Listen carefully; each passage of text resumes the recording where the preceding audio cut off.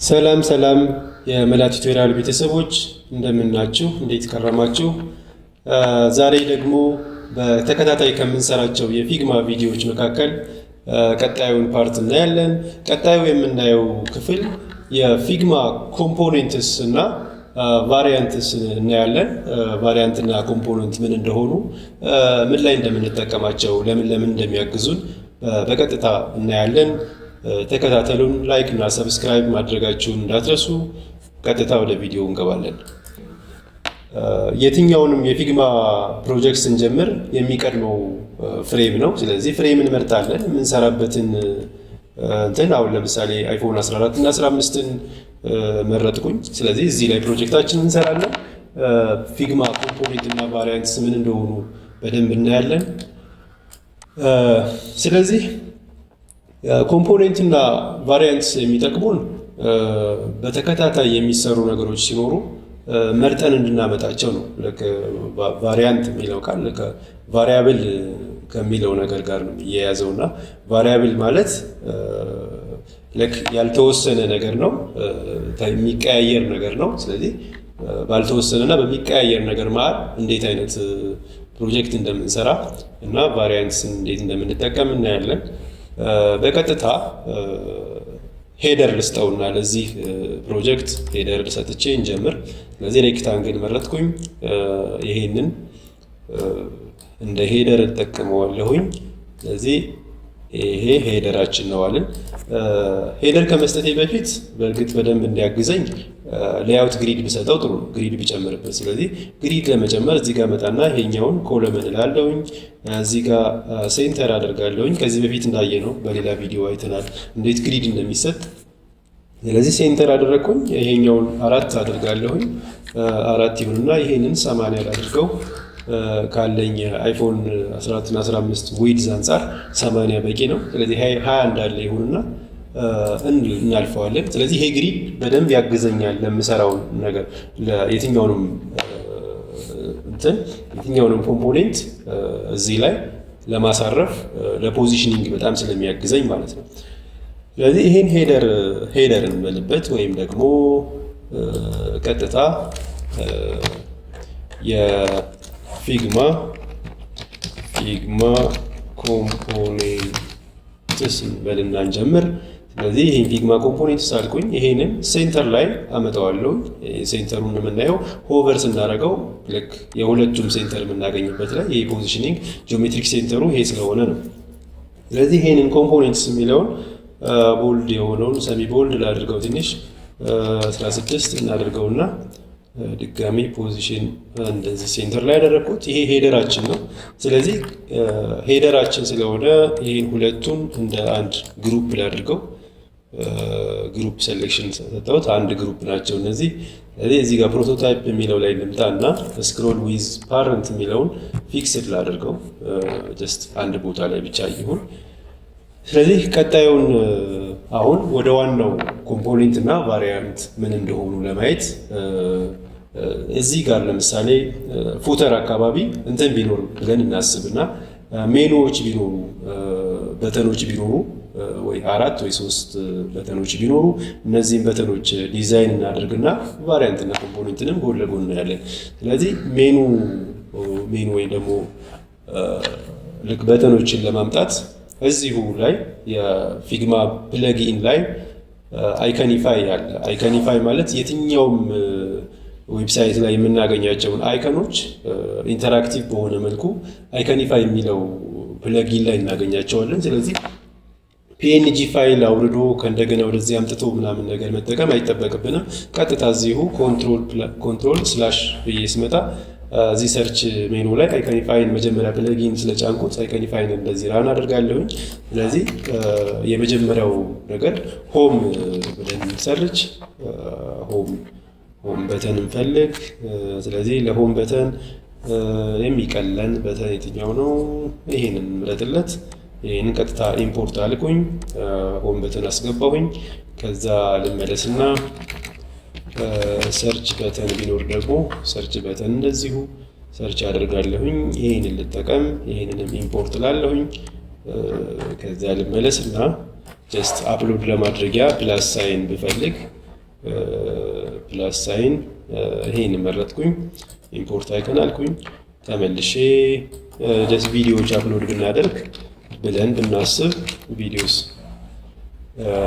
ቪዲዮ ብለውና ከቪዲዮ መካከል ይሄንን እንምረጥለት። ኢምፖርት አይከን አልኩኝ።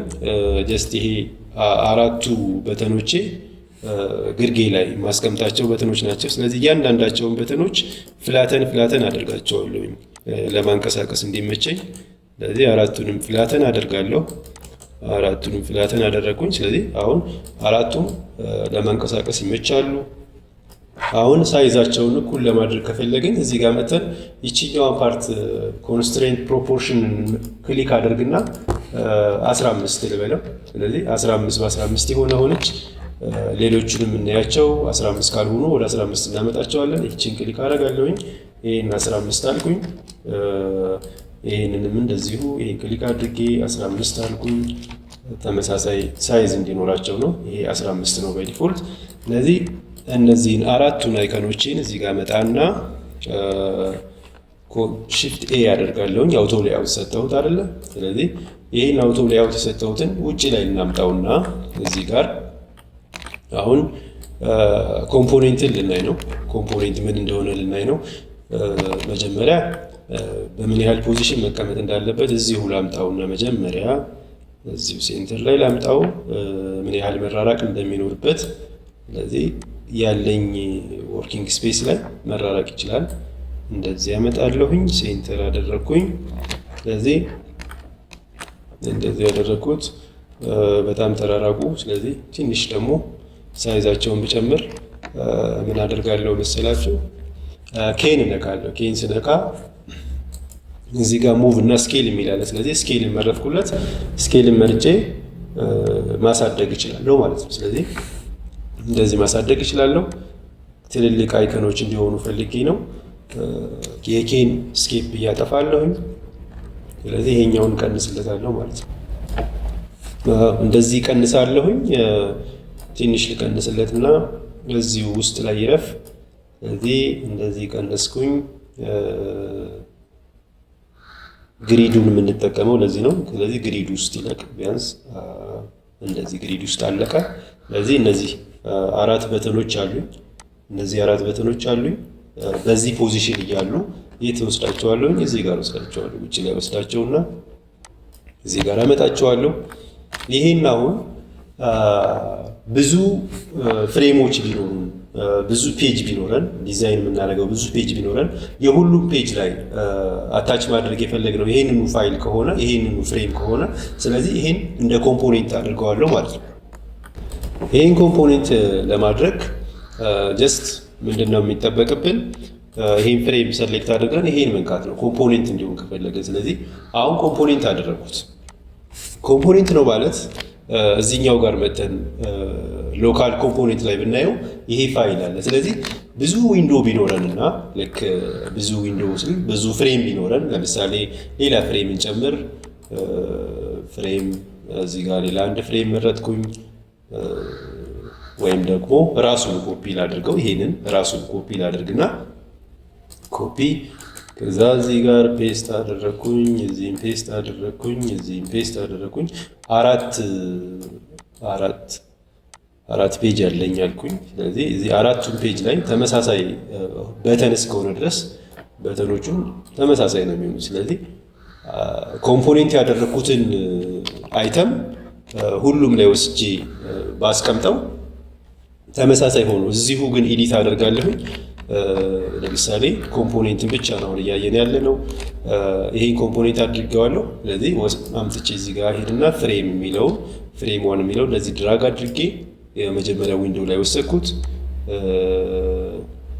ከዛ አሁንም ይሄንን ፓርት ኮፒ አደርግና እዚህኛው ላይ ወስጄ ፔስት ልበለው።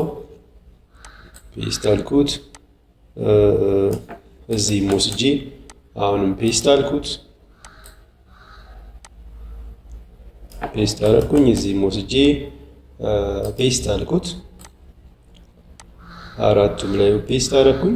ስለዚህ አሁን ምንድነው የኮምፖኔንት ጥቅም ካልን አራቱም ቦታ ላይ ልክ ይሄ እነዚህ አይኮኖች ኤዲት መደረግ ቢፈልጉ አራቱም ቦታ ላይ ሄጄ ኤዲት አላደርጋቸው። ጀስት ሜይን ኮምፖኔንቱ ይሄ እስከሆነ ድረስ ይሄኛውን ብቻ ነው ኤዲት ማድረግ። ይሄን ኤዲት ሳደርገው አራቱም ቦታ ላይ ኤዲት መደረግ ይችላሉ። ስለዚህ ለምሳሌ የሆም በተን ጀስት ከለሩን ብቻ እንቀይረው።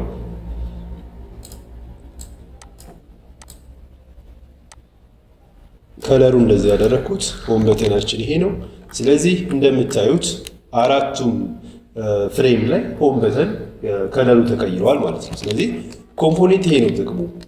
ይሄን አንድ ሜይን ኮምፖኔንት አደረኩኝ። የትኛውንም አይተም የሚደጋገም ከሆነ ጀስት ኮምፖኔንት መጀመሪያ እንሰራና ኮምፖኔንቱን የፈለግነው ሰዓት ላይ ኤዲት ማድረግ እንችላለን። ሌላ አይተም መጨመር እንችላለን። 4 የነበሩትን 5 ማድረግ እንችላለን። ልክ የትኛውም የፊግማ ዋይር ፍሬም ስንሰራ ጀስት ኮምፖኔንትን መጠቀም ነገሮችን በጣም ያቀልልናል። ድግግሞሹን በልክ የሆነውን ነገር እያንዳንዱ ቦታ ላይ ሄዶ ዲዛይን ማድረጉን ይቀንስልናል። አንድ ጊዜ እንሰራለን። ከዛ እሱን ኮፒ ፔስት ስናደርገው ጀስት የሜይን ኮምፖኔንቱ ቢሄቪየር ይዞ ነው የሚሄደው።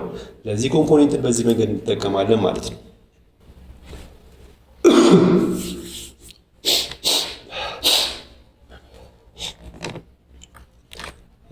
አሁን ኮምፖኔንትን እዚህ ጋር አየን። ኮምፖኔንት ማለት የመጀመሪያው ነገር ዋናው ሜይን ኮምፖኔንቱ ልክ አሁን ለምሳሌ ፍሬም ዋንን ሜይን ኮምፖኔንት አረግ ነው። ስለዚህ ሜይን ኮምፖኔንት ማለት የሆም ብቻ አክቲቭ የሆነበት ነው ብለን እናስብና ሜይን ኮምፖኔንቱ ሰብ ኮምፖኔንት የሚሆነው ፓርት የሜይን ኮምፖኔንቱን የሆነ ቢሄቪየር ይዞ ሄድና መቀየር ስንፈልግ እንቀይረዋለን ማለት ነው። ስለዚህ ይሄን ኮምፖኔንት እዚህ ጋር መጣና አድ ቫሪያንት ይላል። ስለዚህ አድ ቫሪያንት መጨመር የምንችለው መጀመሪያ ኮምፖኔንት የሰራንለትን ነው። ስለዚህ ኮምፖኔንት ሰራሁኝ፣ እዚህ ጋር አድ ቫሪያንት አልኩኝ።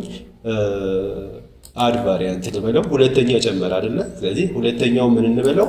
ይሄ ሰርች ነው የሚሆነው። ፕሮፐርቲ የቫሪያንቱ ፕሮፐርቲ ሰርች ነው የሚሆነው። ሰርች አደረኩኝ።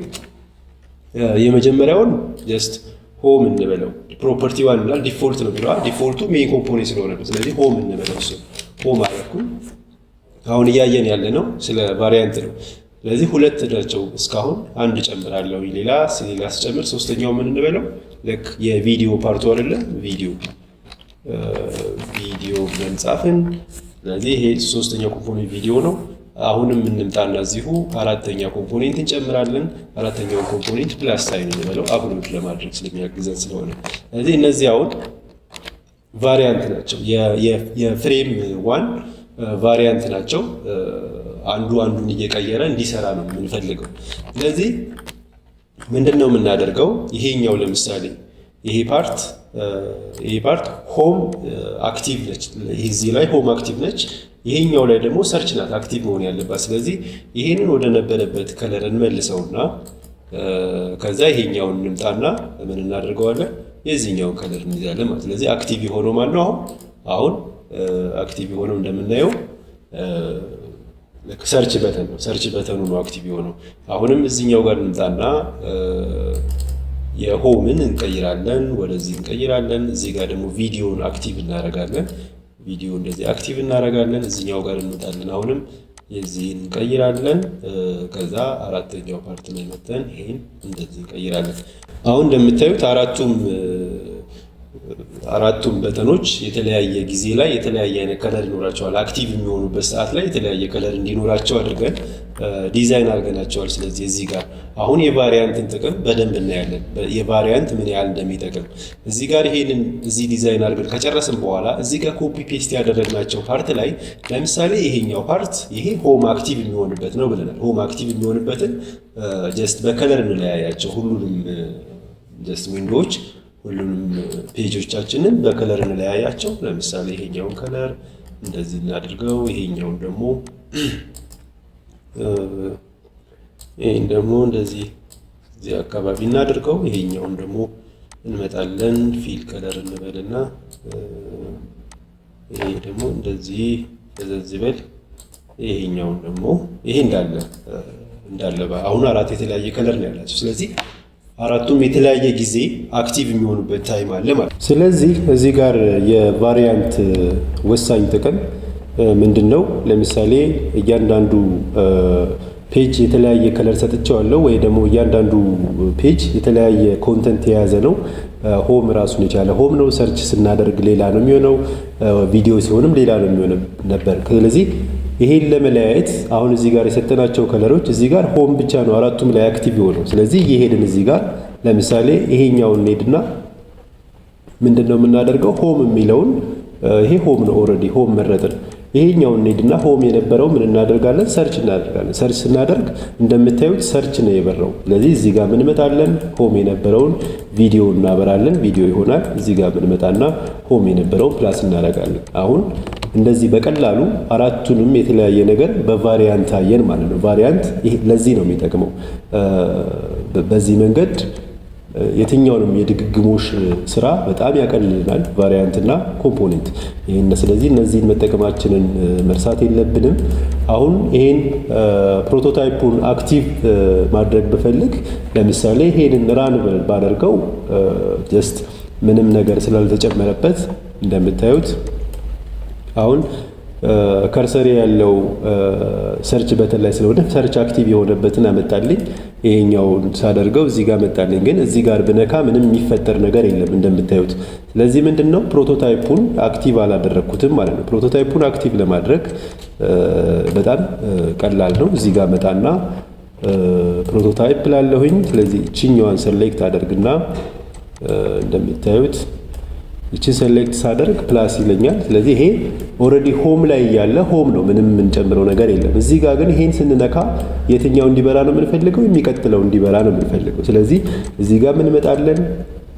ቪዲዮውን እናበራለን። እዚህኛውም ላይ እንመጣለን፣ የታችኛውን እናበራለን። ስለዚህ እዚህ ላይ ለምሳሌ ፔጅ 2 ላይ ስንደርስ ልክ አሁን ይሄንን እንየው፣ በምሳሌ እንየው። ይሄው ቀየረልኝ። አሁን ምን ላይ ነው ያለው? ፔጅ 2 ላይ ሆነልኝ። ግን ይሄንን ብነካ አይቀይርም። ስቲል ለምንድን ነው የማይቀይረው?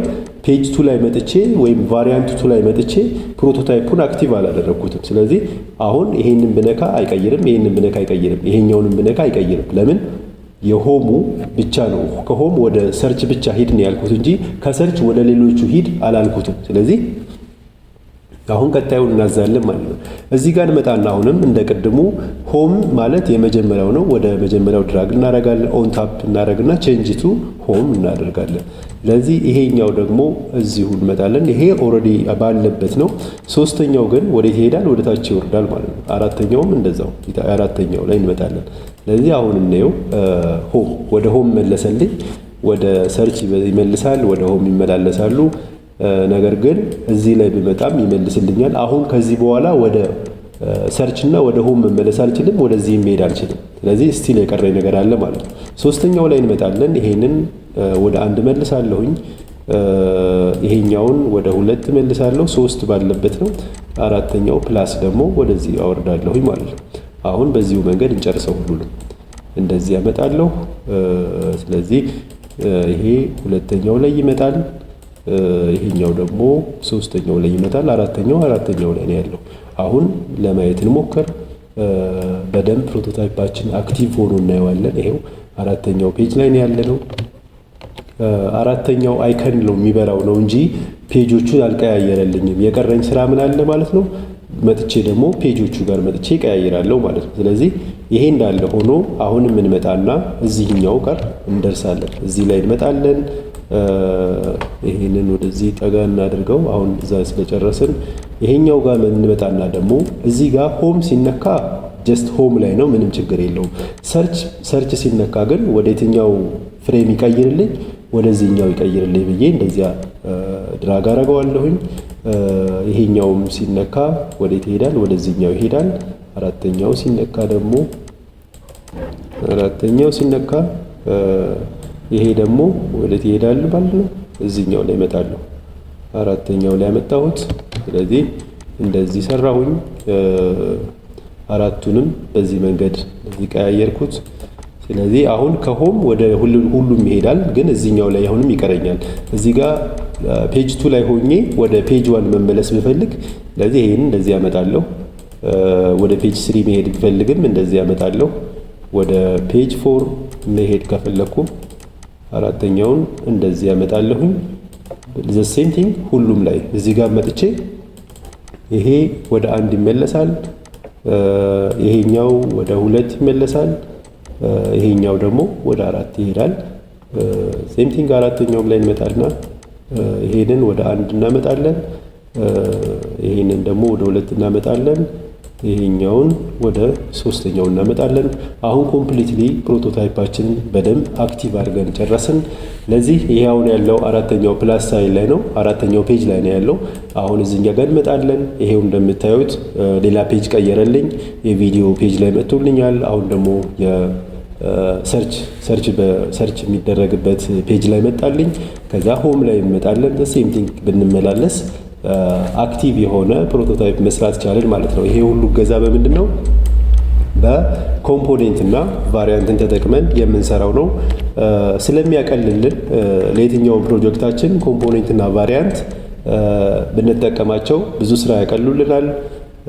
ስለዚህ እሱ ላይ በደንብ አስበንበት እያንዳንዱ ነገር ላይ ዲቴይል እየሄድን እያንዳንዱን ለየብቻው ከምንሰራ ተጨንቀን አንዴ ኮምፖኔንት እና ቫሪያንት አድርገን እንሰራለን። ከዛ በኋላ እየወሰድን ኮፒ ፔስት የማድረግ ያህል ነው ቀላል የሚሆነው። ለዛሬው ይበቃናል። ስለተከታተላችሁን እናመሰግናለን። አሁንም ሰብስክራይብ ያላደረጋችሁ ሰብስክራይብ አድርጉ። በቀጣይ በሌላ የፊግማ ቪዲዮ እስከምንገናኝ ቸርን ሰንብት።